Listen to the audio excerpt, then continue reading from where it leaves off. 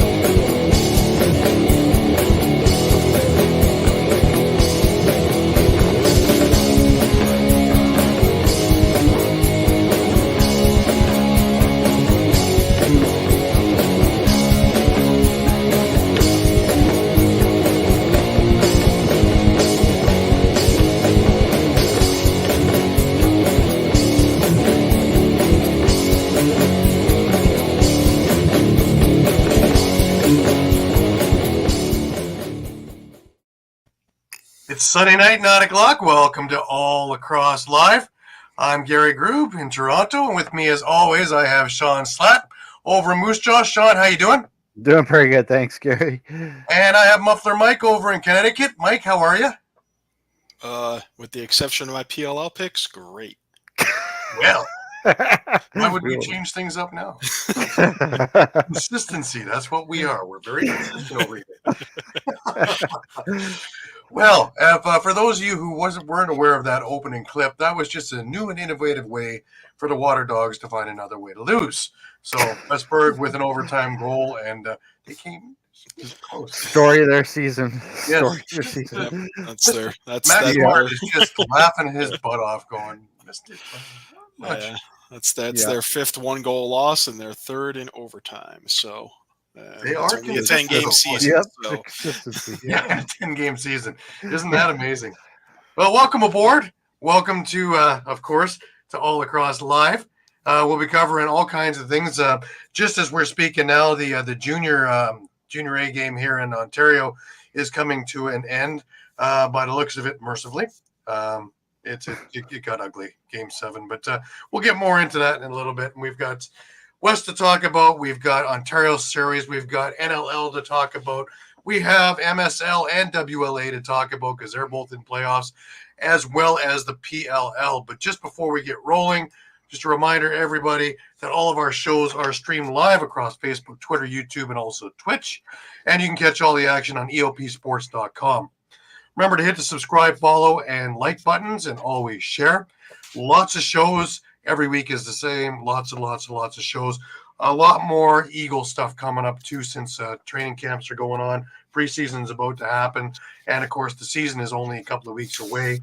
So lots of stuff there. There are also lots of things going on for the Phillies. If you missed a show, no worries. You can grab all the podcasts and all the major podcasting companies, which include Amazon, excuse me, iTunes, Google Play, TuneIn, Stitcher, Spotify, and so much more. Also, you can take a look at YouTube pages for EOP at the EOP Sports, or if you're looking for our stuff in particular, go to All Across all the time, and you don't forget to follow us there. Please subscribe. Retro games, interviews, the library of shows, all kinds of stuff, fights, interviews, everything you can think of, and more coming all the time. Remember, you can stay up to date with all sports by visiting EOPsports.com with great articles from our huge staff of contributors. And while you're there, please subscribe to our newsletter. Yes, guys. Well, not a whole lot of news out of the NLL, which makes us all kind of wonder what's going on with Panther City still. Everything is hush-hush, which looking at it as glass half full as opposed to half empty, to me, means there's a lot of things moving behind the scenes, and this stuff is best kept under wraps while they're doing it. So if there was a fold, it would have folded. So I'm thinking that they're looking either at different management group, different location, or something of that sort. Otherwise, things would be out in the open already, and we'd be moving on with business. Any thoughts on that, Mike? Any thoughts? I guess just wait and see.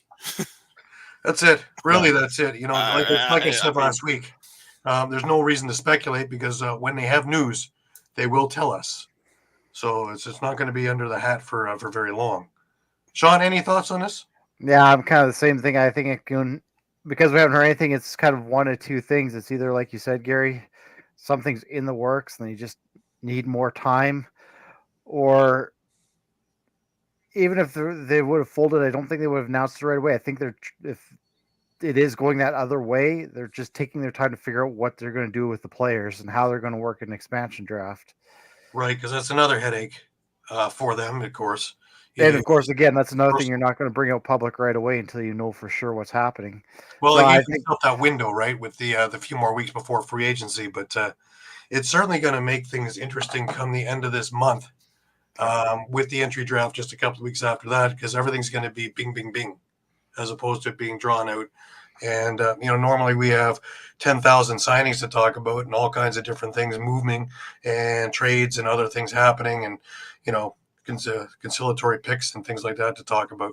And it's really quiet, almost eerily quiet on the NLL front. So just a couple of bits of news. Remember that the Lacrossing Barriers camp is ongoing up August 26th to 30th. But remember, if you have any questions for Scott and his group, email scott@lacrossingbarriers.org, and he will be happy to answer anything you need about cities that they're in, about programs that they're doing, anything and everything. Remember, it's all abilities and all possibilities day camps now, but also programs during the fall and winter as well. So please give them an email, and we'll take care of that for you.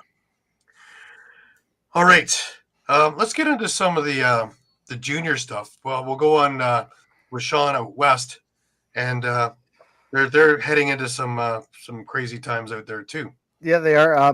Before I go that, I was quickly go to Erie, Pennsylvania, because we had the IIJL World Junior Championships wrap up this week as well.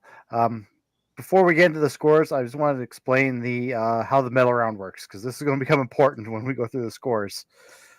Whoever finished first and second in the standings played for the gold medal. Whoever finished third and fourth out of the 5 teams played for bronze. This becomes important. So on Sunday, I think before we went off the air, Canada defeated Scotland 19-5, and the United States defeated Australia 21-3. Monday, Canada easily walked over Poland 28-1. This is where it becomes interesting. Scotland defeated the United States 16-15, which meant in order for the United States to make it to the gold medal game, they needed to defeat Canada on Tuesday, and they did not. Canada won 18-8, putting the United States in the bronze medal game and Scotland into the gold medal game. The other game that Tuesday was Poland over Australia 18-6. Then the final round robin, you had Scotland over Poland 18-6 and Canada over Australia 22-2. So on Thursday was the medal rounds. As I mentioned, United States was against Poland for the bronze medal. So your defending champions, United States, came away with an 18-8 bronze medal win. Then Canada played Scotland for gold and won it 18-9. So Canada is your IIJL World Junior Lacrosse champions. Yeah, congratulations to Scotland on a silver medal. Yeah, so, a big upset against the United States. Yeah. Gary, you're unmuted. Probably a good thing, Probably a good thing. But what a surprise that is, eh? For Scotland. Yeah, the defending champs lost to Scotland. Which good on Scotland, yeah. Excellent. Love to see these programs moving forward. Absolutely. Again, we all win on this, right? We get the greatest lacrosse, and we don't get into these blowout games that are fun if you're on the team that is winning, but it gets kind of redundant after about 11 minutes of it. Yeah, and it's tough, but I mean, again, this is juniors, right? So especially with this program like Scotland, that's their future, their lacrosse program, right? And you have to keep in mind as well with Australia, even though they had a rough outing last year. I remember they did win one game, and that was huge for their program because a lot of those kids, well, like Scotland and Poland, they have kind of more legacy players who are maybe from Canada with Polish background. Australia actually takes Australian kids to Erie or Saskatoon or to these championships. So these are kids who are really still learning the box game. So it's really great experience for them just to learn the box game where they're probably more used to field. Right. All right, cool. Let's get on to some of the Western the actual junior A's now. In BC, we had sweep. Coquitlam won the Adnax won the BC title over Port Coquitlam. Final game was on Monday, and they won 18-8. Riley Cosley had 5 goals for Coquitlam. David Charney had 3 goals, 2 assists. Nathan Chalmers had 2 goals, 3 assists, and 3 goals from Jackson Dillon for the win. So with that, obviously, Coquitlam is hosting the Minto Cup beginning August 17th. So Coquitlam already had their entry. So because Port Coquitlam finished second, they will also have an entry into the Minto Cup. Awesome. Well, it's just over here in Ontario, literally seconds ago. Game 7 over in Orangeville. And the Orangeville Northmen beat the Mimico Mountaineers 20-12. Wow. A 10-goal second period, guys. Wow. It was ugly. Literally everything they fired at the net went in. There had been 4 shorthanded goals from what I could see in there, plus a bunch of other things. Of note, 61 shots for Orangeville. They just peppered Mimico. That was one thing. But just to take a look at some goals, Trey Deer, who I don't think scores a normal goal. Everything is a highlight reel goal of some sort, one way or another. He had 3 goals, 7 assists for Orangeville, but that's not the big one there. You had Joey Spallina, who had 7 goals and 6 assists in this game. Talk about a game of games. I'm pretty sure in a few seconds he'll be named the MVP. But you also had Liam Matthews, who had a great series. He had a great game last night as well over in Mimico. I was at that game last night, and wow, West full barn in Mimico. He had 4 goals tonight with an assist. You also, for Mimico, of note that stood out to me was Justin Tavares, John Tavares' son. He had 3 goals tonight. He had a good game yesterday as well. Also, Lucas Dudemain with 2 goals and Jordan Vincent with a pair of goals. Mimico is going to be a great team. They're a young team. I think Orangeville loses a chunk of their players this year. Some of them are sticking around, but most of them are done. But Mimico is going to retain a lot of them, and they're going to be a force for quite some time. And this is going to be interesting. But Orangeville makes up for last year's collapse against Burlington, in which the perfect season was ended by Burlington, and then Burlington went on to win the Minto Cup.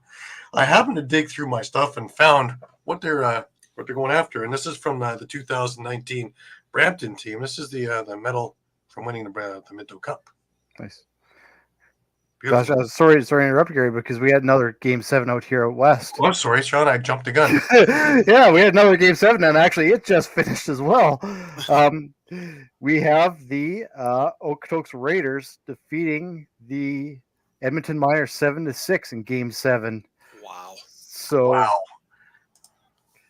Dave, how you doing? Glad you could Dave. join us. Thanks for being with us. Thanks, Eduardo, Dave. thank you for being with us as well. We hope you're on the mend. I know about that one. I'm recovering from a cold myself, so if I'm feeling a little bit rough, that's why I have an excuse this week. Other weeks, no, I was just going to say this was a wild series, Gary, because Okotoks actually took a 2-0 lead in this series. They won games 1 and 2. First game was 14-8. Second game 10-5. Edmonton came back and tied the series with a 12-7 and then a 10-5 win. Then they The Miners took a 10-9 win in Game 5, and Okotoks came back with an 18-6 win to force that Game 7. So it was just when one team looked like they had an advantage, another one came back, and then here we are. Right. Stage is set for Minto Cup. This is going to be pretty wild because Orangeville, like I say, is a pretty loaded team. Coquitlam is a hugely loaded team. Okotoks always is competitive, and they've been more and more competitive year by year. And of course, Port Coquitlam, who's hosting, and this is going to be a very interesting series, I think, because I don't think there's a gimme game in this. No, like I said, I hate to say it, I think Alberta might have a rougher time. But like I said, I think they're at least going to be competitive. I don't think they're going to get blown out by any means. Right. Well, everybody get your sleeping pills out and get your coffees ready because it's going to be a late series. When it gets going out in BC, yeah. It's going to be, Western time, guys. So, in the wee hours of the night. Well, you guys doing a WLA are used to this stuff. It's us Eastern guys. We're having a rough time with this thing, where I get 1 hour sleep, and now I'm going to get half an hour sleep. So perfect. Nothing like that. Just before we get moving further on, just a reminder: this part of the show is brought to you by Sherry's Tickets. Great moments don't just happen, they happen with you in the crowd. Sherry'sTickets.com is easy to use and has no hidden fees. The price you see is the price you pay. Pay less, play more with Sherry'sTickets.com and get the tickets you want.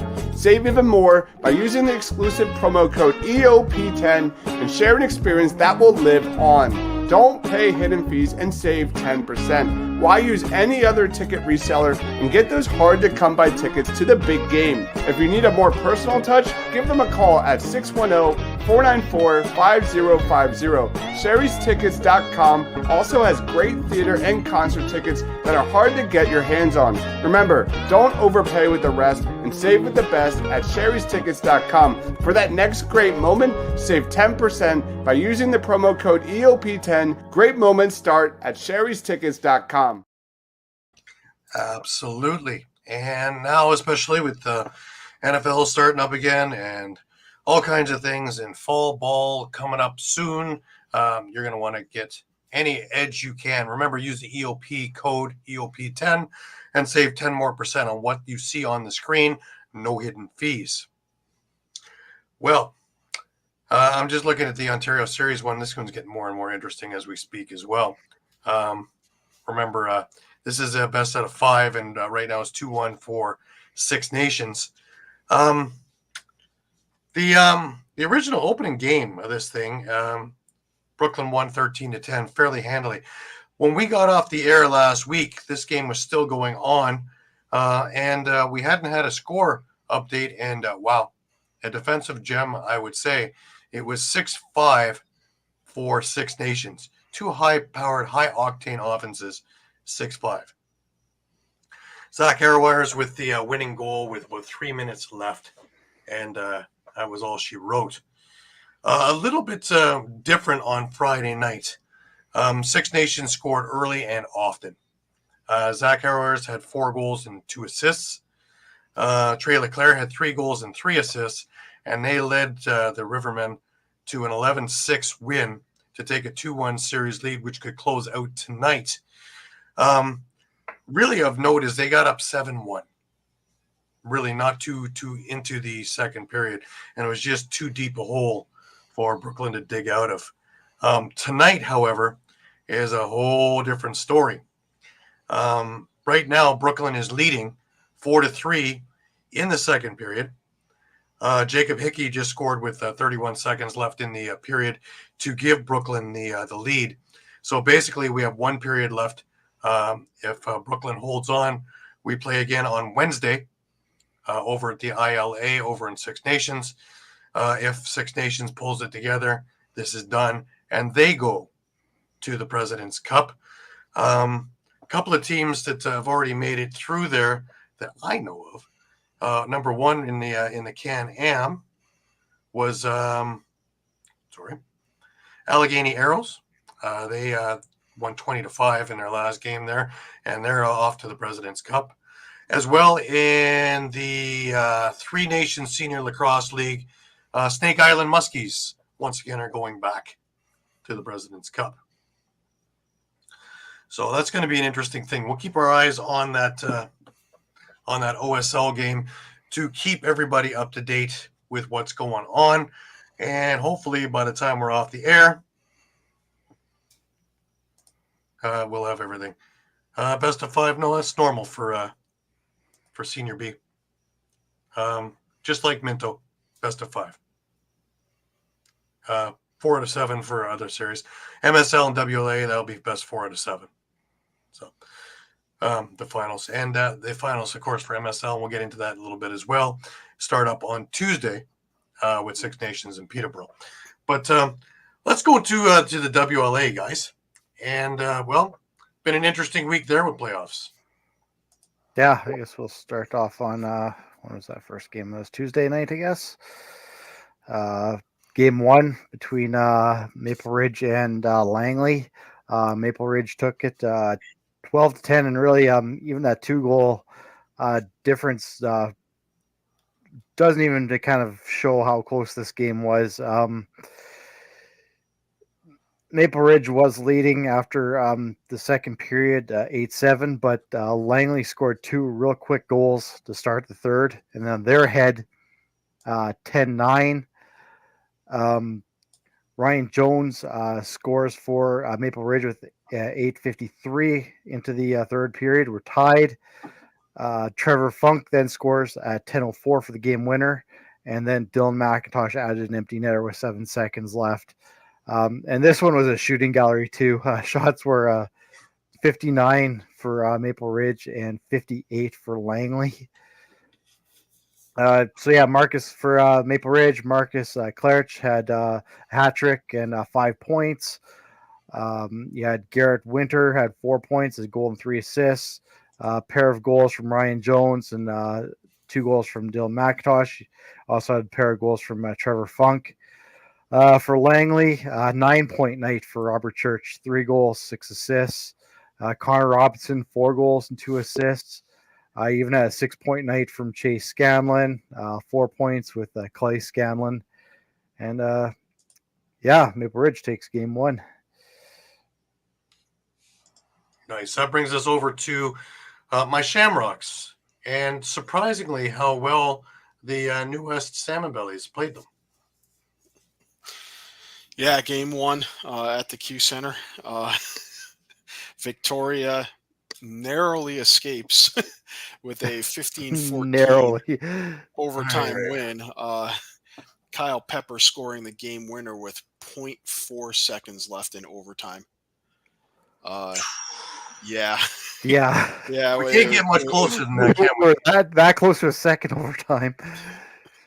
Yeah, it was now crazy. We're within sudden death, right? So yeah. So in the WLA, they play a full 20-minute period, and in its entirety, and whatever the score is, if it's not tied, we have a winner. It's not sudden death, sudden victory, whatever you want to call it. But if you head into the second one, it is. Yeah. So Victoria did outshoot New West 69-53 on the night. And interestingly enough, Victoria was down big to start. Chris Origlieri pulled after allowing 5 goals on 10 shots to start the game. And that was within, I'd say, the first 5 minutes or so of the first period. This is just after his named goaltender of the year. Yeah. Stop reading the press clippings, man. Jesus. Yeah. So Cameron Dunkley came in, 34 saves in the relief effort. Pepper finished with 2 goals and an assist. Jesse King, big night, 10 points, 3 goals, 7 assists. Marshall King, 3 goals and 6 assists for Victoria. Matthew Gauthier had 2 goals and an assist. Cole Pickup had a pair of goals. For New West, the usual suspects. Will Malcolm, 2 and 4. Tyson Gibson, 3 and 2. Adam Schmellenbedes, 4 goals and an assist. Big Cat Kevin Crowley, 3 goals and an assist. Justin Getty, 54 saves in the loss. So Victoria stays undefeated and takes a 1-0 series lead. Right. Alrighty. That'll bring us to the Thunder and Burrards with their game two on Thursday night. Yeah. And Langley was able to even up the series 17-11. And this start of the game didn't look too good for Langley, that's for sure. They were down 5-2 after the first period, then rattled off 15 goals in the second and third, while only leaving Maple Ridge with 6 goals in those 2 periods. For the Thunder, Chase Scanlon had 4 goals and 5 assists. Robert Church with an 8-point night, a goal and 7 assists. Hat trick and 3 assists for Connor Robinson. A hat trick for Charles Scanlon as well and 2 assists.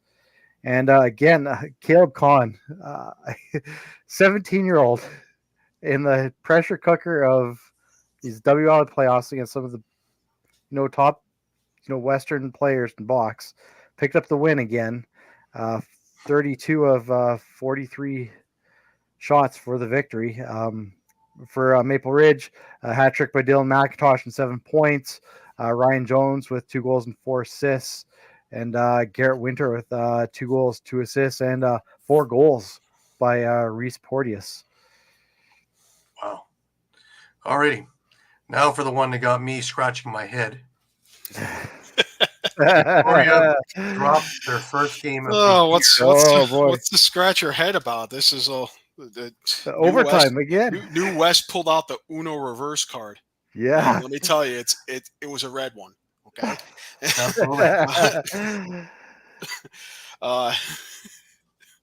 New Westminster ties up this series 10-9 in overtime again. And this was about as crazy as the first overtime game. This is the Shamrocks' first loss of the season. And the way this overtime period went down was that we went about 18 and a half minutes scoreless in the extra frame. Casey Wilson scores to put the Shamrocks up 9-8. And then in a span of 27 seconds, we get Tyson Gibson and the big cat, Kevin Crowley, scoring to retake the lead with about 30 seconds left in the game. So New West comes away with a win. Crowley had 5 goals on the night, including the game winner. Gibson, 1 and 4. Will Malcolm had a goal and 3 assists. Jake Govett, the same.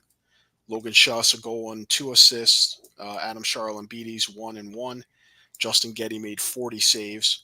For Victoria, Patrick Dodds had a hat trick. Jesse King, 2 and 4. Clark Peterson had a goal and 2 assists. Marshall King, 4 assists. Chris Wardle, 2 assists. And talk about a bounce-back game. Chris Origlieri, after being pulled for 5 goals on 10 shots 2 days before, 62 saves on 72 New Westminster shots. So he did not earn a star of the game, but I think maybe he should have. Yeah. For that bounce back performance, despite suffering the loss. That's he quickly forgot those press clippings. Right. Let's just say. So, but this game, the series is tied now, 1 apiece as well. They are going tonight at the Q Center in Victoria for Game 3. If we get a score, we'll pass it along. I'm not sure the game started yet. I can check on that. Now you got to wonder how good New West would have done this year if Crowley was in the lineup the whole summer season, because since he's come back, they've lit on fire. Yeah, he's been on a tear. So it's definitely been a big help for sure. And adding Charlambides mid-season has certainly been a big help as well. So, but I think they're going to make it a series now. Yep. And They already have. I mean, easily be 2-0 for New West right now. I mean, I think we all thought this one was probably going to be a sweep, right? Yes, but I didn't think it was going to be the other way. Yeah, we did. And honestly, when we got off the air last week, I kind of thought maybe even Maple Ridge and Langley would be a sweep one way or the other. So, yeah. But I think we're going to get 2 really entertaining series. I don't think the Berards are out of it yet. Of course, now they got to win on the road, game 4. Yeah. But, Right. I've got right now. Yeah, it's 2-1 Victoria. It looks like end of the first. Yeah. Let's go. Don't get too cocky there, Gary. We saw All it right. happen. Hockey. I'm sitting there nervous as all these Don't worry. goalies standing on their heads. Yeah. So, not literally. yeah, That'd be weird. That would be weird. Origlieri has 15 saves already, and Getty has 15 saves as well. So Wow. It's a shooting gallery. Yeah. All right, we had one game before that, and that was Saturday night, and Langley beat on the Berards. Yeah. Langley picked up an 11-8 win. So now, like Mike mentioned, it's do or die now for Maple Ridge on Monday. They have to go back into Langley's barn to try to stay alive in this series. And it was really just a big third period for Langley. Well, even just before that, Langley went on a 5-0 run, kind of the end of the second and into the third. That really kind of put this game out of hand. And the other thing, too, is Langley outshot Maple Ridge 58-29. So it was kind of a shooting gallery on Brandon Humphrey, and even Nate Fasson saw a little bit of action as well. But not much he could do there. But for Langley,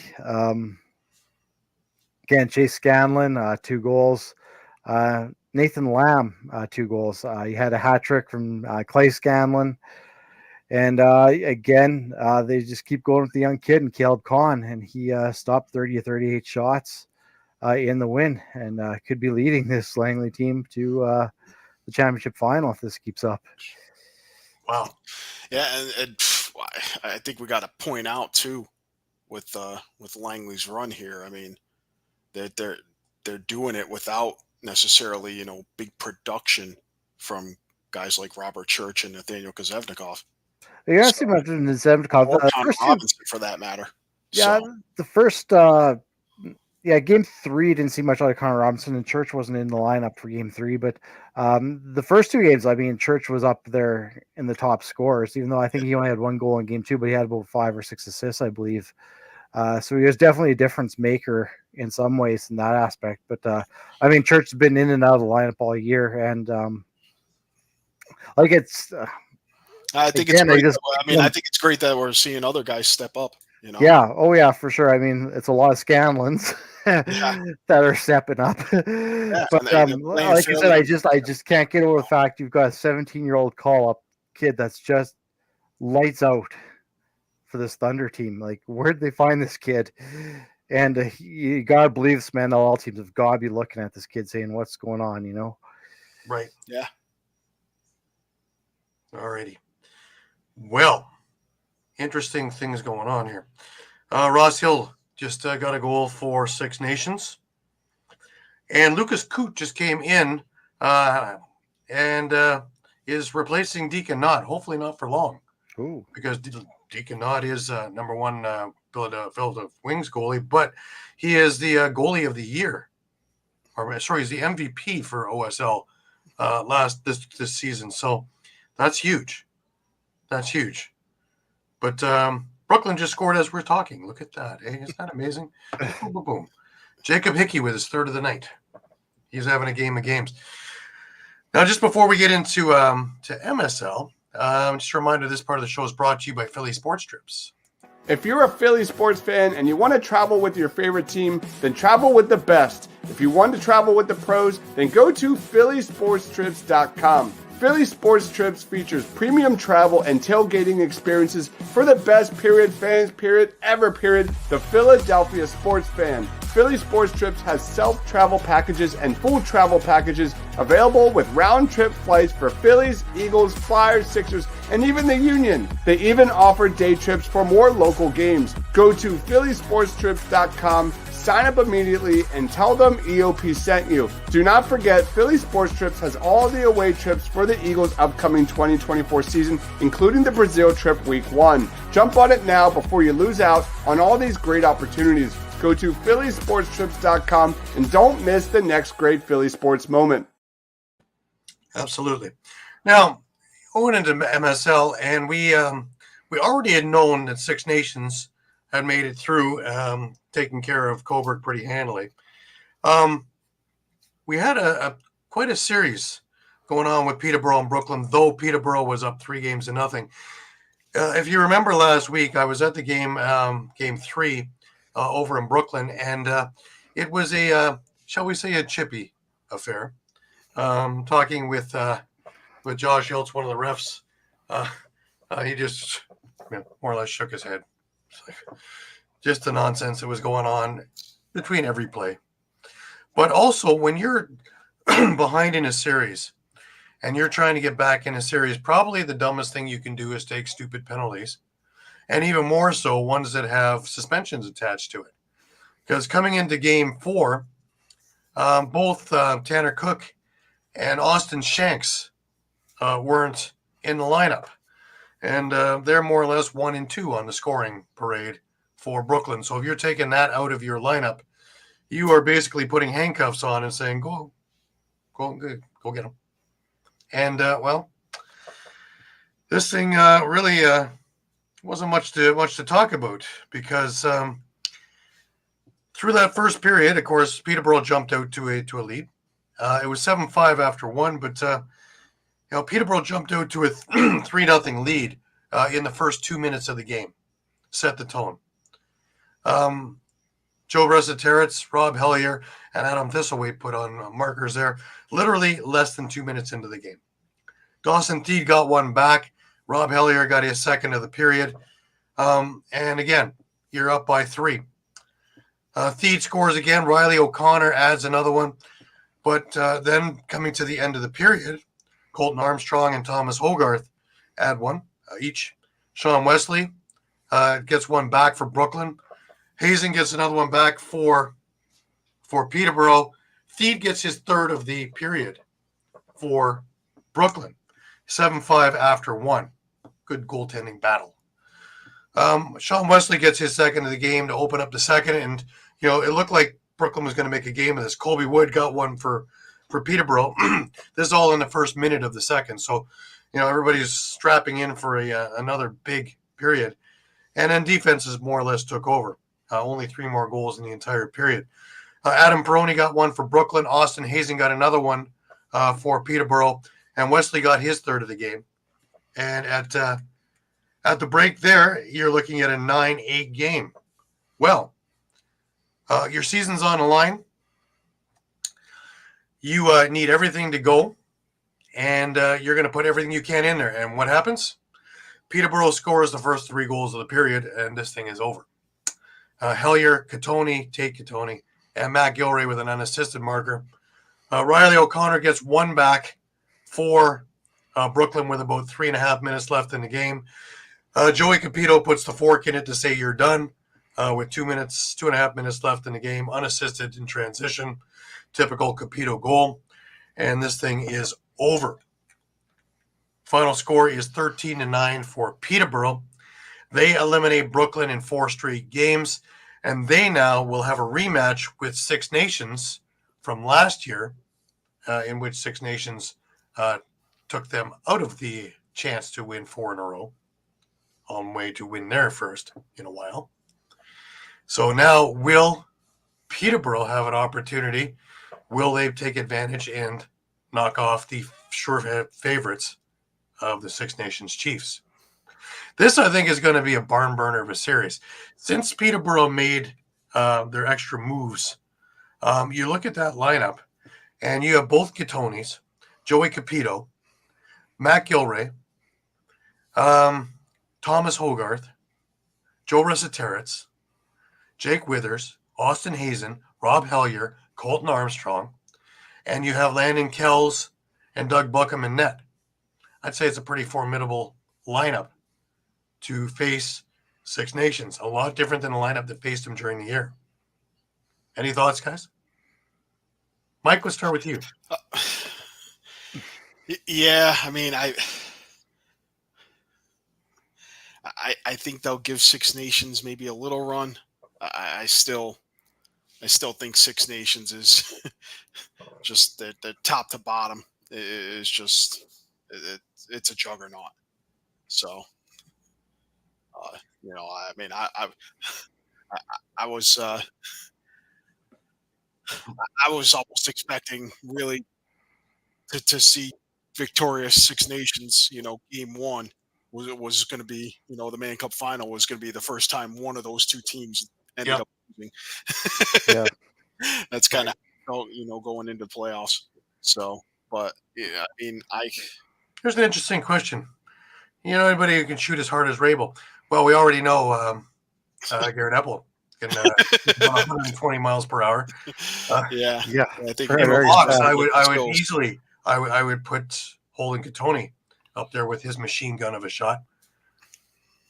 There's a couple of them, I think, that would shoot as hard as Rabel, I think. Yeah. Shawn, let's get your take on the Six Nations Peterborough series. Yeah, I'm kind of with Mike. I think Peterborough with that lineup can maybe keep it close. But man, there is just absolutely zero weaknesses in that Six Nations lineup. Yeah, very true. Very true. You have to be totally on your game if you're going to upset them. But it's also, man, that is a lot to win 4 games, right? Oh yeah. Yeah. Yep. Yeah, 120 miles per hour scares me. Yeah. Oh yeah. Especially accurately. It's one thing if it's going anywhere and everywhere, but he shoots accurately at 120. So, and with a long pole. Even more crazy on that. But that's going to be a new series. Taking a look at the schedule, it just came out, and for MSL, first game is Tuesday over at the ILA in Six Nations. Thursday, they go to the Memorial Center in Peterborough. Again, back the following Tuesday and Thursday. A Sunday game if Game 5 is needed in the ILA, and then Tuesday and Thursday reverse around in case of. So keep your Tuesdays and Thursdays clear, y'all. Kind of hope there's a Game 5. Anyway, I'd like to get out to the ILA. Just saying. But we'll know more about that in the next little coming, probably by the end of this week. After games 1 and 2, I'm kind of disappointed in the MSL because they usually had weekend games in their playoffs, and I would really looking forward to a Peterborough or a Six Nations game on a Saturday night to travel out there a little bit easier, probably better for their crowds as well. Just that schedule too. Sorry, Gary. I just kind of looking at what WLA is doing. Like WLA is not even in their finals yet. Well, we've faced good enough. You guys will probably right? finish your finals before we're finished ours. Yeah. We only play 2 games a week. It's only one series. Yeah. This, I as much as I like all these, more playoff games and things like that, I kind of wish we had more season in MSL and maybe kept the best 3 out of 5 for this and moved it further up so that we could put it more not as spacious, because maybe it's great for but it to me the series loses momentum. We had to wait 5 days for the game 4 of the Peterborough Brooklyn series. 5 days, and there was no, the Six Nations game was on the Sunday, so 4 days from it there was no Lacrosse Senior A. Yeah, it screeches to a halt. Yeah, and like Shawn said, I mean, WLA is playing every single day, so I mean, it's possible that these WLA semifinals are done right as the MSL finals are beginning. So WLA, I mean, if their finals are going to pick up right away and start playing, either every day or every other day, they're not going to end up being that far behind. Exactly. Yeah, that's true. Yeah. It's like I say, they'll probably finish ahead. That's a good point. I didn't even think of that. The fact that they're playing every day, so they'll catch up quick enough. Yeah. Like I say, if it's any bit of competitiveness, it could be Right now it's 6-5 for Brooklyn over Six Nations. 11 minutes left in the third. So stick with us. We will get it to you as soon as we know the final. We will get it to you. We're in live time here, so not bad. Not bad. Victoria New West is 2-2. Now that's not good news. Good Good news here. Good news. And you're giving me the rain. Rain on the beach. Are you ready for another overtime game, Mike? Oh boy. For you guys, I hope it goes 11 overtimes. You can have breakfast with the. Well, not you, Shawn. Shawn would probably be 2 in the morning there. Well, yeah, it's not as bad, but still bad. Us out east here, you know. Yeah, it's even worse for you guys. I've gotten used to it though, you know, because with the Olympics, you know, and the 6-hour time difference, you know, Oh, yeah. kind of reminded me when I was in Prague, and I had to catch your show at 3:00 in the morning. Yeah. Unique thing. Yeah, right. 4 hours from now, or 4 years from now, they're going to be 3 hours behind. Yeah, that's right too. Yeah, you know, so we'll be watching Sixers games as though we were watching WLA games, or we'll be watching, you know, 6 in the morning, right? Yeah, There you go. Yeah. 6 in the morning. You know, so what you want to do is have a cup of coffee and watch a good Sixers game.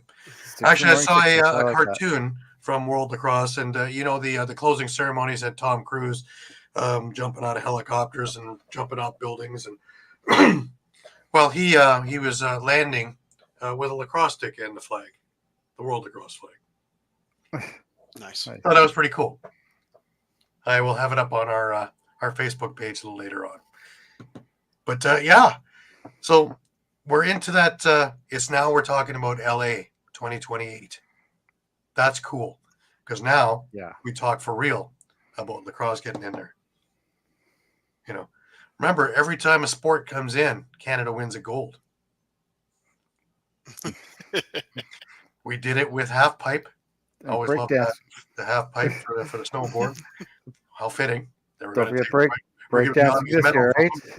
Yeah. Like I told you guys, he forgot where he put it. It was around his neck.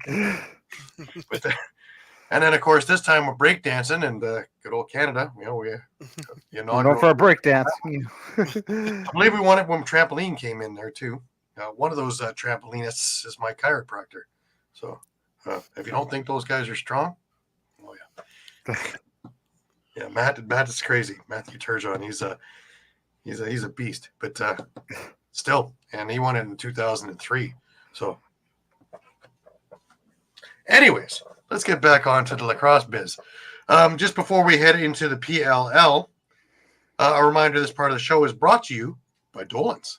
When you're staying local and you want to watch a great game or just hang out with some great people, go to Dolan's Bar at 24 East Sellers Ave in Ridley Park, right off I-95 south of the Philadelphia airport. For over 65 years, Dolan's has thrived because of one reason: the amazing people of Philadelphia. Great music, great times, memorabilia, giveaways, great drinks, and great food. You never know when a former Philly sports icon walks through that door. You go to Dolan's at 24 East Sellers Ave, Ridley Park in the 19078. Tell PJ that EOP sent you. Go to dolansbar.com or follow them on Twitter, Facebook, Instagram, or TikTok. Absolutely. Mike, you saw him. So me dog is there. I saw him. He's as stunned as you are that Victoria lost. So yeah, I tell you, he had his money on Victoria straight through. You know, I was on the phone with him just the other day, and you know, he told me, you know, don't worry, let it ride. And it's like, well, you know, we know his track record, right? You know, he said it was pretty rough. He's staying away from WLA, man. He lost his shirt. He said it was pretty rough, Gary. Yeah. I know you're using that to segue into pick'ems. So I am actually, but I have one bit of news here. It's now 6-6 over in Brooklyn. Sam Leclerc just converted a Greg Elijah Brown pass. There's under 8 minutes to go. So let's see, because remember, it is sudden death overtime if it goes to overtime. Nail biting time now. Let's hope they have a big crowd out in Brooklyn for this. Alrighty. Yes, you are correct, Mike. to start the PLL, we must start with pick'ems. And, well, I'm out of here. you got one, Like Mike. so. That's better than last week. Pat, however, is like 10-2. You might. Yeah, that's that must be last week's. Yeah, it's That's last not week. this week. That's Oh, last he's week's. 4-0. No, that's not. It's the numbers are yeah. correct. It's 12-20, 16-16. Oh, it is. No, that's That is that's not last very week's. I'm That is sorry. last week's. I'm sorry. So- Let's get rid of that. Sorry. There's a newer one in the make, but it is. Do you have it? If you don't have the graphic, I can run it down.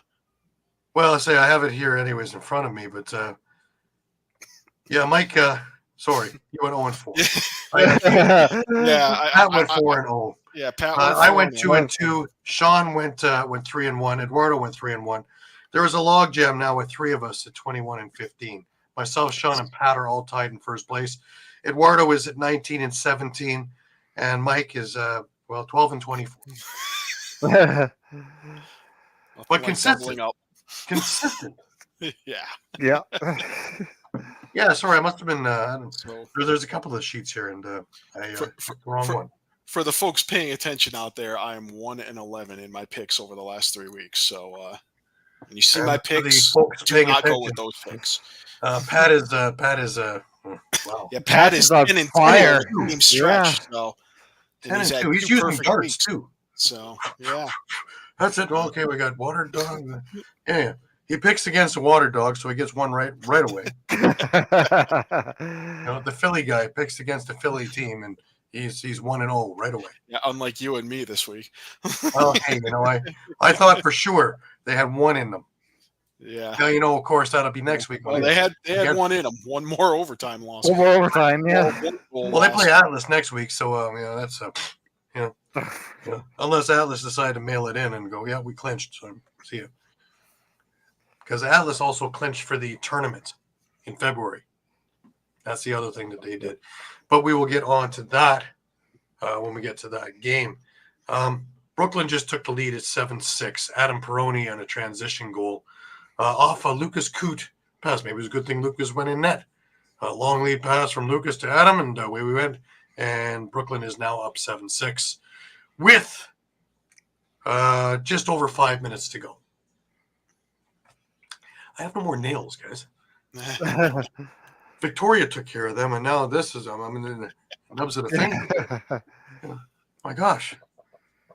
For those of you playing the home game, a number of guys on the Brooklyn team are guys that I go to Prague with for the Gales organization. So, yeah, I have a little bit of an affinity with them. That's all.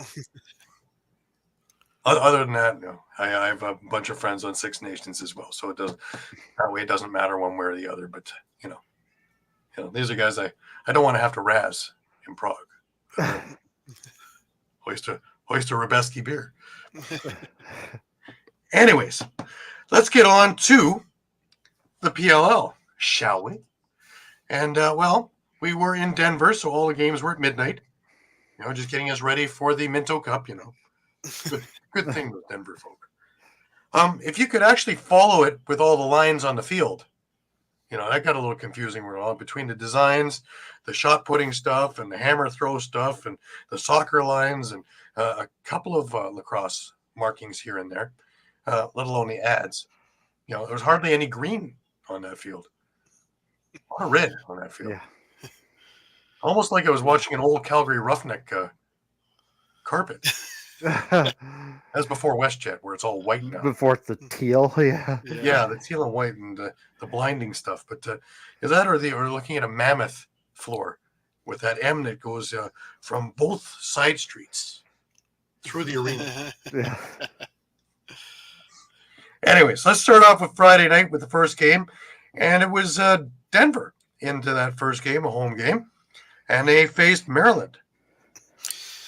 Yeah, and for some reason the PLL is not bringing up the stats for me, so I'm going to have to go off my written recap here.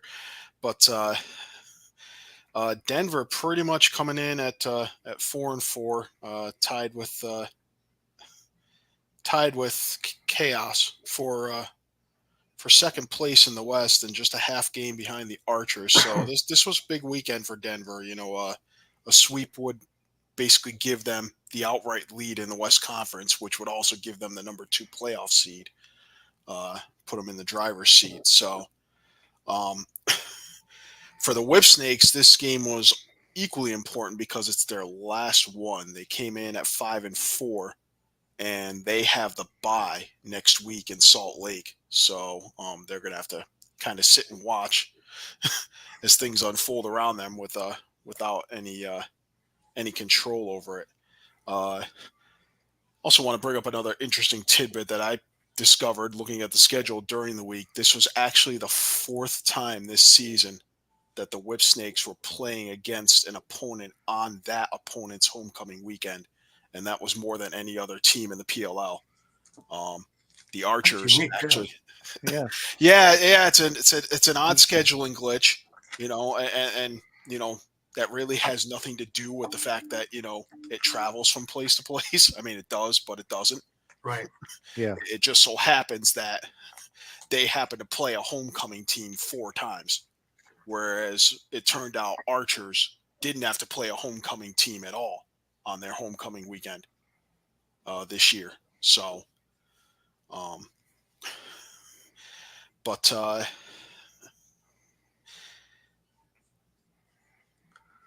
earlier in the week, Whipsnakes actually learned that Tucker Dordovic got injured and was out for the season the previous weekend. They made a trade. Trading a 2025 draft pick to the Water Dogs for forward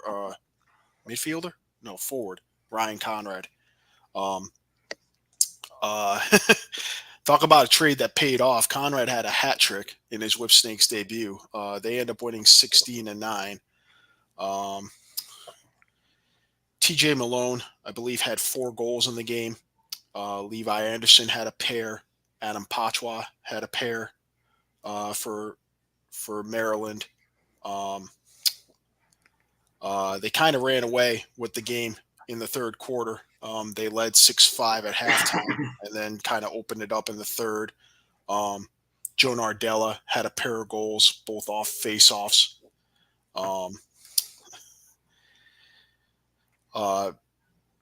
Pretty big game for Eric Law for Denver. He had a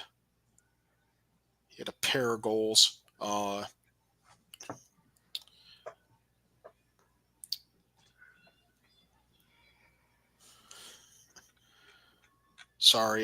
Denver actually fell to 4-4 with the loss.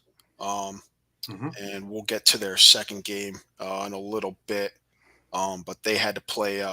They were tied with Carolina, but trailed the Chaos in goal differential after the first game. So that's pretty much it. Alrighty, we can move our way over to the second game of the night, and we for those of you who didn't catch the opening of the show, allow me to refresh your memory. Here you go. Catches it over his shoulder, shields off Hudgens, keeps the ball on his cross, jumps up, and finds the far post. Westberg, the former Denver Pioneer, gives California their third. That's their third win. Just a little to take us out of here. Six Nations just tied up the game 7-7. There is 2 minutes and 39 seconds left in the game. Zach Harrow-Ayres just tied it up. This one certainly looks like it's headed towards overtime. Oh, I spoke too soon. A friend of mine, Kim Squire's brother Rod, just scored. Another power play goal. And, Six Nations now up 8-7 with 2:11 left in the game. And we have an update in WLA, Gary. Cover your ears. 3-2 Westminster. Lucas Nielsen just scored with at the 17:20 mark of the second to make it 3-2. For the love of Pete. Oh my goodness. It's just like I'm taking chair shots from both ends. Boom, boom. It's wild. Certainly is interesting over here. Wow. I just need to get some. Wow. Hey, I'm liking this scoring pace. It's going to make for an easy write-up. Yeah, for you. Oh, yeah, I don't think I'm going to have a tough time writing up the last OSL game of the year too. But that being said, all right, let's move our way on to the California Redwoods winning in overtime over the Philadelphia Water Dogs. This was this might have been the most exciting game of the weekend. I mean, it really was back and forth. They were tied 7-7 at the half. Philly had a lead going into the fourth quarter, but the Redwoods managed to tie it up, and again, like Shawn said, microcosm of their season. I mean, it's their fifth 1-goal loss. It's their third overtime loss. They have another loss that was by 2 goals, so they actually have 6 out of their 8 losses this year are 1 possession losses, and just a few breaks here and there, and they're a playoff team. Absolutely. They're even that overtime goal. I mean, we saw it. That's just a nice goal by Berg. I mean, what more can you do? Two defenders on him. He lost the handle on it. That's what more can you do? Yeah, all you can do is shake your head and chuckle. But for the Redwoods, Charlie Bertrand had a hat trick. Ryder Garnsey, 2 goals and an assist. Rob Pennell, a goal and 3 assists. Romar Dennis had a 1-point and a 2-point goal. Berg with 2 goals, including the game winner. Nakai Montgomery, a goal and an assist. TD Erlin, 13-25 at the dot, had 6 ground balls and a goal himself. Jack Kelly, 11 saves in the win. For the Water Dogs, Michael Sowers, a goal and 4 assists. Kieran McArdle, a hat trick and an assist. Zach Courier had 2 and 2. Matt Brandow, goal and an assist. Rylan Reeves had another 2-point goal. He's been on fire with those lately. Rookie Michael Boehm had 2 assists in his debut. Dylan Ward, 8 saves. He got injured at the end of the third quarter on a crease dive. Contusion on his knee. Matt DeLuca came in to finish the game. So they fall to 1-8. Redwoods, actually, they're now 3-6, and they are technically still alive. Unfortunately, their scoring differential is the worst in the league at -31. So it's highly unlikely that they're going to be able to, unless another team in the West just completely collapses. And I mean, we'll get to it in a sec. What about Archers? I mean, if they drop their last 2 on their homecoming weekend and by big enough margins, we could see Redwoods leapfrog them. And I believe Redwoods plays them first game that weekend. So a win by a big margin, and don't quite count them out yet, but it's going to take a lot.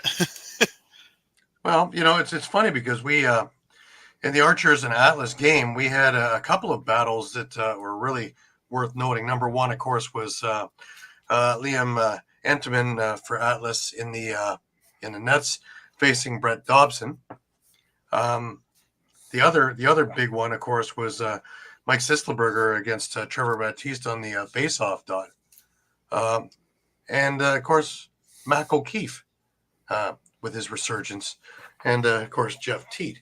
Now, you got a great defense against a high-powered offense. And it was which one was going to give in this game. And really, a high-scoring game was promised and was delivered.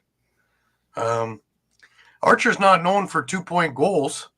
Banged 2 of them off in the first quarter, which really made things interesting.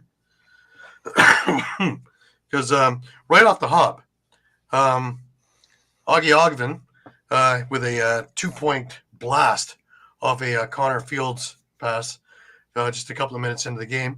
Atlas got back when rookie Jake Stevens scored back-to-back goals. First, he grabbed a loose ball, firing a blast at 2:43, and then another from in close just 21 seconds later. Trey Leclerc gave the Archers the lead again, first with a pump fake and then taking inside to the paint. But Brian Kostiuk, again, a name we haven't heard that often, and hopefully I'm hearing more of it now, running right to left, just fired an absolute laser to the top corner. Jeff Teat got on the scoreboard, and we're going to hear a lot of that in the second half. Jeff Teat. Because remember, as we've said many, many times, Atlas goes as Teat goes, just like we're going to say Ottawa goes as Teat goes. But all of a sudden, Jeff woke up. Coming from behind the net, turned and fired, found that opportunity, and he can score from anywhere. You can put him in the press box, and he'll find a way to score a goal. Just crazy.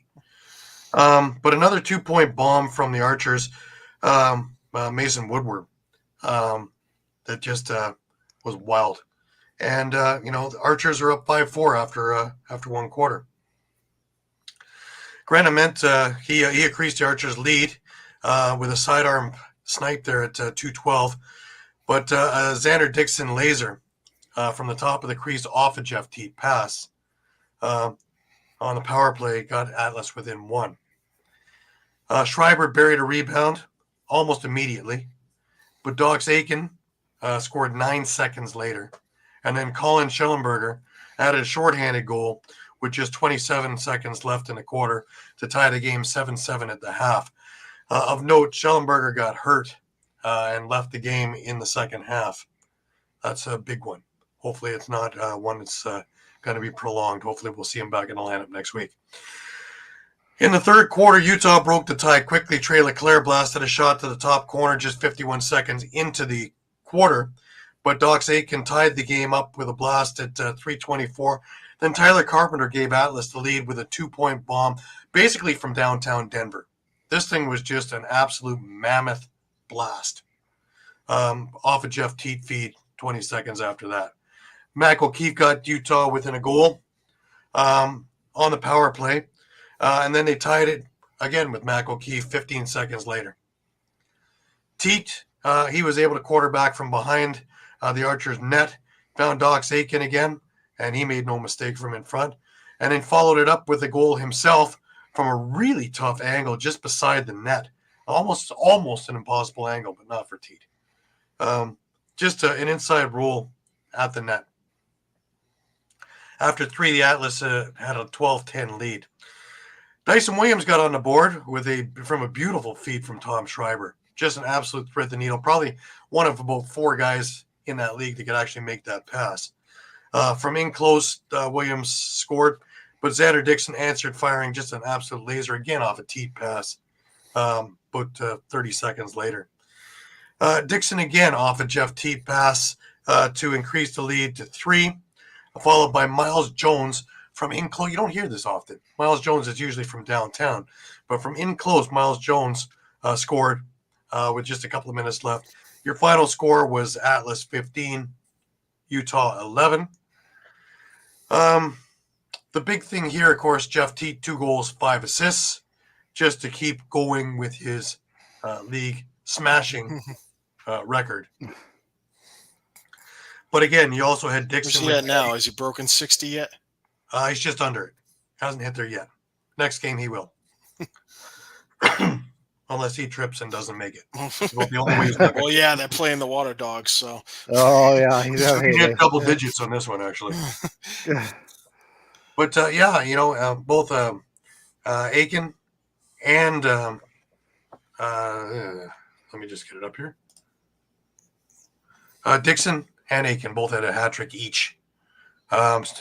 Stevens had a pair of goals. Kostiuk, Schellenberger, and Miles Jones had a goal each. Very balanced attack. For the Archers, Mac O'Keefe had a pair of goals. Trey Leclerc a pair of goals. Schreiber a goal and an assist. Dyson Williams had a goal. Grant Emmett had a goal. That's it. So they were able to shut down that powerful thing. what really is enthused for me about Atlas is their defense stepped up and easily could have gone by the wayside after that first with a couple of 2-point bombs because they're not playing the 2-point thing. They're playing in close. And, they made a few adjustments here and there and really shut down the Archers in the second half. Now, of note, Brett Dobson was incredible. In that first half, I think he made something like 14 saves because this could have been really ugly really quickly. He made 11 saves in the first half, and he continued along with that. Just ridiculous, the amount of saves that he pulled off. And, he had a 53. He made 16 saves on the game. He had a rougher of a second half. But, Entenmann made 12 saves on the day as well for a 57% save percentage. So he had a great day, really making his name now. So what a great problem to have. You have Troutner and Entenmann. Yeah. So it doesn't matter which you go with. Both are world class. So the strong keep getting stronger. And, as you keep hearing, the rookies from these drafts the last 2 years are paying huge dividends now for the Atlas. So one thing that we said last year when they went 2-9 is Teat. He had nowhere to go with the ball. Well, he's got all kinds of options now. And while you're covering all that, he's as dangerous as can be himself. All right, that brings us to our last game of the day. If I can just point out something real quick. So they moved to 7-2 with the win. Maryland is actually in second place after their win, even though they're 6-4 and Boston is 6-3. They have a 1-point scoring differential edge on Boston right now. So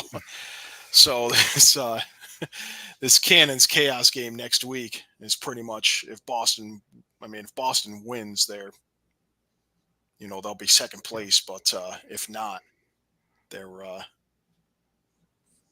to be looking at a lower seed despite their excellent. Just to keep everybody up to date, it is now a final. Six Nations has beaten Brooklyn 8-7 and has now won a series. The finals for Ontario Series. They now head to the President's Cup. Congratulations to the Six Nations Rivermen on a well-fought series. And, two just absolutely heart-stopping games and two mediocre games. But really, and congratulations to Brooklyn, too, for a great season. It was an exciting year. I had a lot of fun watching them this year. So definitely. And out west, we've got 3-3 headed into the third period. Victoria and New West. So prepare for overtime. Double overtime. I'm calling it now. Yeah. It's going to go into double overtime. Gears can't take it. I have my shamrock. Come on now. Charging my outer shamrock there, Yeah. All righty, that brings us to the last game of the day, and that was Denver meeting up with Carolina. And this game is puzzling because I can't understand how a team like Carolina can have so little offense. Well, really, neither team had much offense. But the Buffalo Band, the Carolina Chaos are notorious for a lot of scoring, and good goaltending, but mediocre on one and none on the other. So, anyway. Yeah, and this I just want to point out, with Archers losing, this actually opened the door for Denver to where they could split on their homecoming weekend and still end up with the West Division lead, the West Conference lead. So, right.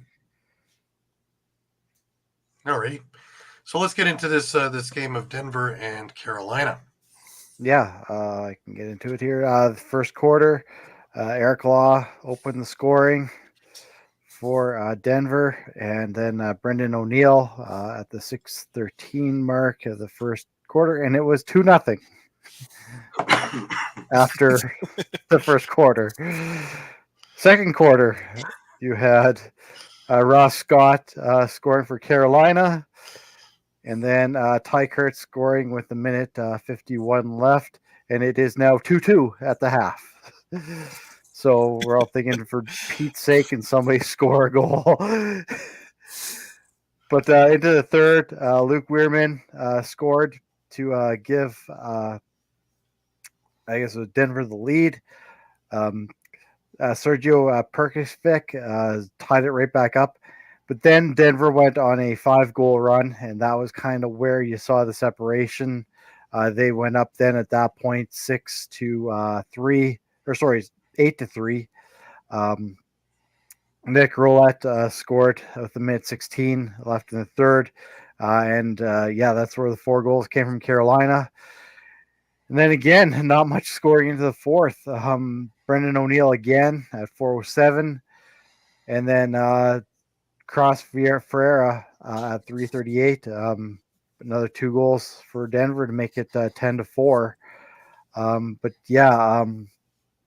We have Luke Weirman. He was 11 for 18 for Denver on the faceoff dot. Owen McElroy, 75%, 12 saves in goal. Blaze Reardon on the other side was 50% with 10 saves.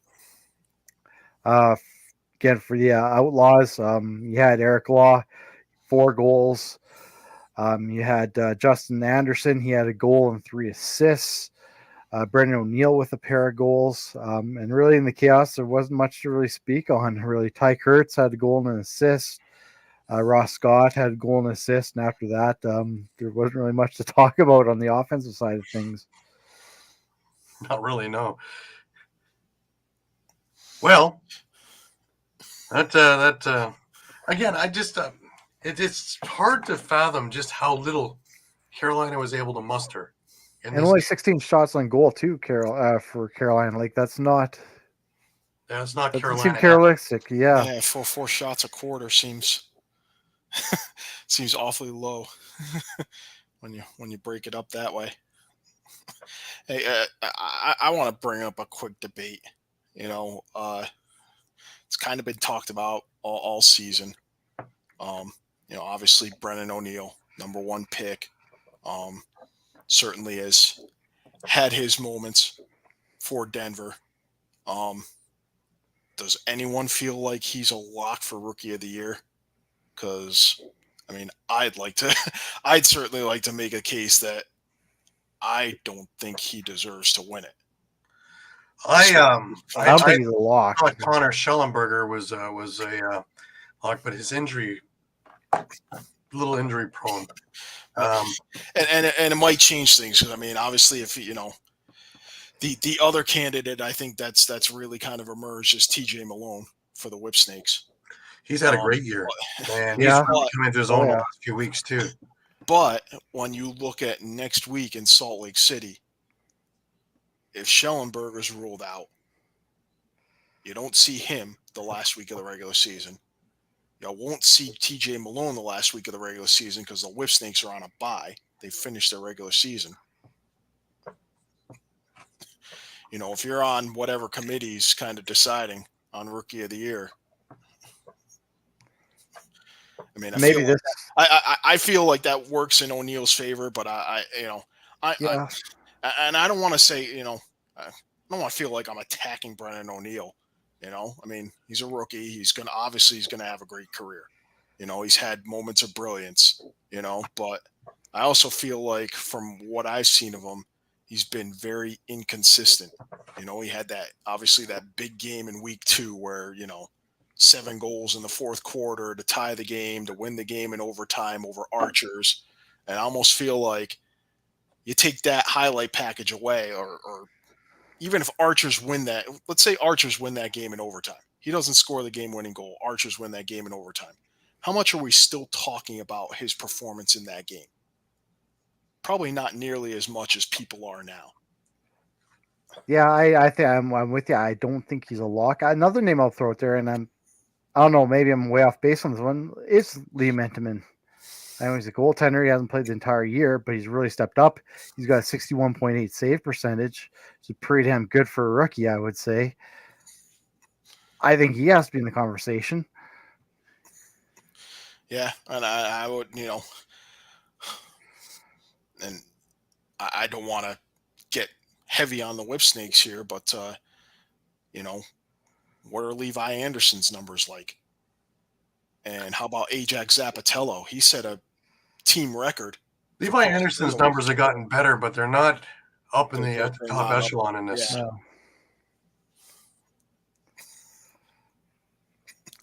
I don't know. I just kind of, as the weekend went on, I kind of got this feeling like watching O'Neill play. Like, okay, yeah, I can see why he's he's a number one draft pick and all that. But I'm thinking, at the same time, I'm thinking to myself, okay, big moment, say like the game against Chaos. I mean, he already had a couple goals, but I mean, Eric Law kind of paced that team with 4 goals in the win against Carolina, which, they really needed. They were fortunate enough to get the split on their homecoming weekend and get, the West Division lead now that Archer's lost. They're still on shaky footing. They've got to win next week in Salt Lake. They'll be playing the Archers, so that'll be a big help. That's the final game of the regular season. It could be for the West Division title and the number 2 playoff seed. So, but I almost, I'm just not as confident, and starting to feel like if Brennan O'Neill wins Rookie of the Year, is it because the PLL just kind of wanted to push their number 1 draft pick and future face of the league by giving them the award when maybe Schellenberger or Malone was more deserving of it based on their performance? I think he's still in the conversation. I don't know if he's a total lock either. Like, if he wins, it wouldn't surprise me one bit, but at the same point, I could see someone else just as well taking it, right? Yeah. I mean, I'm kind of more like, hey, like this should be more hotly contested than I think it's being made out to be. Yeah, I don't think it's by any stretch. No, it's not a given. But all right, let's leave it there. Just a reminder, this part of the show is brought to you by Cherry Injury Law. And just before we come and wrap up, if you get hurt at work, in a motor vehicle accident, personal injury, or affected by criminal law, you call David R. Cherry of the Cherry Firm. Cherry Law Firm is here to fight for you and get what you deserve. Cherry Injury Law is a dedicated, well-established personal injury law firm built on the promise of aiding the seriously injured throughout the state of Pennsylvania. If you have been seriously injured in the state of PA by the negligence of another, and if you have questions for a Westchester or media personal injury attorney, please don't hesitate to call. Call 610-565-0300 or go to cherryinjurylaw.com. Let David R. Cherry fight for your right. And again, that number is 610-565-0300 or go to cherryinjurylaw.com. Absolutely. I just want to remind everybody that we are on Facebook, we are on Twitter, we are on Instagram, we are on Thread, we are on YouTube, we're everywhere, as well as www.eopsports.com/lacrosse. Please give us a look, please give us a follow, please tell your friends, please tell your family. We are up to the minute and up to date, as if we have improved it already today with up-to-date scores. We are the first to tell you probably that Six Nations is on to the President's Cup and that Orangeville is on to the Minto Cup, as well as all the stuff that's going on out west. Where is 4-3 Victoria just over 5 minutes into the third? Yes. Yep. And Okotoks also headed to Okotoks also going there to meet up with both Coquitlam's. And it's a done deal now. President's Cup's just about set. Minto Cup is set. In the next week or two, we're going to have the Man Cup all set up, ready to go. Remember, we have Peterborough and Six Nations starting on Tuesday for their finals. WLA should wrap up midweek, I think, this coming week. Yes. Both series go full. Tonight is game 3 of this series. So game 4 of each series goes tomorrow night and then Tuesday night. So so by midweek, they could be over by Tuesday. If not, we're looking at Wednesday or Thursday this week. So stick with us. We have everything up to the minute, up to date as the games are happening. Usually the same evening do the recaps go up. Every now and again, they make it by the following morning. So if you're interested in what's going on, we are your Costco of lacrosse. We are your one-stop shop. We always have our fingers on the pulse of the situation, up to date with news, up to date with recaps, up to date with interviews, and up to date with any of the other stuff pertaining to any of the leagues. We are there for you. And it is not only our pleasure, but our privilege to give you all the information all the time. We're into last words. Shawn, let's start with you this week. Any last words from you?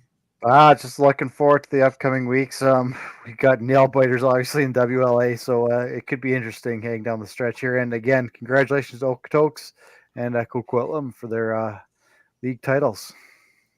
Mike, last words to you. I'll go to PLL. It's a big weekend to wrap up the regular season. Salt Lake City Archers are going to have a doubleheader. Whip Snakes are off, but they're right now in second place in the East. Archers do have they got California with the chance to eliminate them on the first night, and then Denver the second night, and that again could be for the West title. Carolina, who's in the mix for the West title as well, plays Boston, and then you have the Atlas and the Water Dogs in what seems like a foregone conclusion, unfortunately, to a tough season for Philly, but hopefully they will bounce back next year. Well, look what the Atlas did. Yep. 1 year of really, really horrible, and next year they're juggernaut. But and you know that the way Philly's losing, they're just on the cusp, right? Yeah, they're not getting blown out. They're losing by a goal, and they're losing in overtime for half of them. So, it's not a whole lot of tinkering. It's just to be on the right side of it for a change. But and the announcement team did, they did note that. They kind of said, hey, look, this team won 2 years ago. They were a shot away from winning last year, more or less. Mm-hmm. And this year, different winners, because you get the same tired finals every year. People start tuning out. So here, at least you can put your allegiance to whichever, and you know that at some point or another they're going there, and it's fun. It's fun for everybody. They did point out, Bill Tierney basically this year inherited Andy Copeland's team, so he gets a chance in the off season now to kind of put his imprint on it with the draft. With he's already made a trade. He's already traded away Ryan Conrad for a 2025 draft pick. So we're going to see some changes, and I think we'll see this team bounce back the same way Atlas has. Right. My last words are: I'm so enthused of recent, especially in summer ball, with the crowds. Now, going to Mimico last night, and the barn was full. And it was 2 or 3 deep in the upper rows where I was standing, and around the sides and around here. And they're not big places, but summer ball, you have tough times getting crowds. And then tonight for the final game 7 in Orangeville, the people were told if you went out for air or anything at intermission, you wouldn't be let back in. The building was to capacity. That is enthusiastic stuff. Already, you're seeing it in Six Nations with good crowds. You're seeing it in Peterborough with good crowds for the playoffs. Granted, not all the places are getting humongous crowds, but more and more it's catching on. And when they're not, with the televised games, you're getting a little bit more interest. And the interest is sparked through the summer. And I'm hoping it carries over into the fall and into the winter. The Man Cup will be, whether it's at ILA in Six Nations or in Peterborough, will be off the hook. It'll be just nutty, cuckoo, crazy in either of the places. So that's going to be terrific. President's Cup should be great out west. And, of course, the Minto, it'll be on fire out in Coquitlam.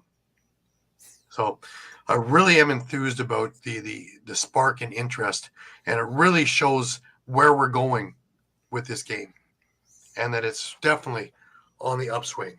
And now I'm looking forward to seeing some really great things happen with the NLL once we get picked up there.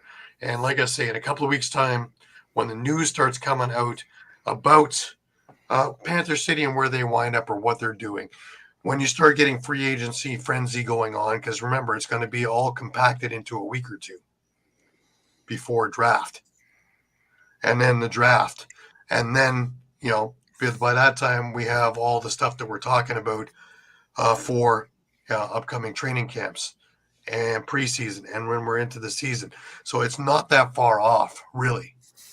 And it's just, to get that momentum and keep that momentum going from what I'm seeing in the summer, it's great. And to see the youth come out, and there was a ton of it. And to see with the Lacrosse Festival, the OLA Lacrosse Festival, when I was out in Brooklyn last week, and seeing all the young kids with their sticks and everything coming in and watching, sticking around for the games and watching, and making a ton of noise, and being excited and enthused, watching their heroes. This is what we're talking about. We're at that stage now where this is what we've been gunning for, and we're finally seeing the fruits of our labor grow in this game, right? Hashtag grow the game, and it's finally there. Now it's up to us to push it to the next level, right? The work, you like to say, is done. No, the work is just beginning. Now it's to carry that momentum. We got 4 years, just under 4 years now to the Olympics, and that's when the grand explosion happens. So we have 4 years to get ready for that. Meanwhile, building our base and our basements and our foundations solid, because when it has, you get one chance to make that first impression. One chance. Let's make sure that everything, all our ducks are in a row, all the T's are crossed, all the I's are dotted, that we can get this all correct. Because, again, the winners are all of us. And if this game does become, the fourth big thing, man, this is going to be fun, that we were part of this. I'll leave it there. Well said. Yeah. Alrighty. So remember, everybody, we are here every single week, 9 o'clock in the evening, Eastern time. We appreciate your patronage week in and week out, and we'd love to see you again next week. Have yourselves a great week. Remember, always keep your stick in your hands. And until we meet up again, be well, and we'll see you next Sunday at 9.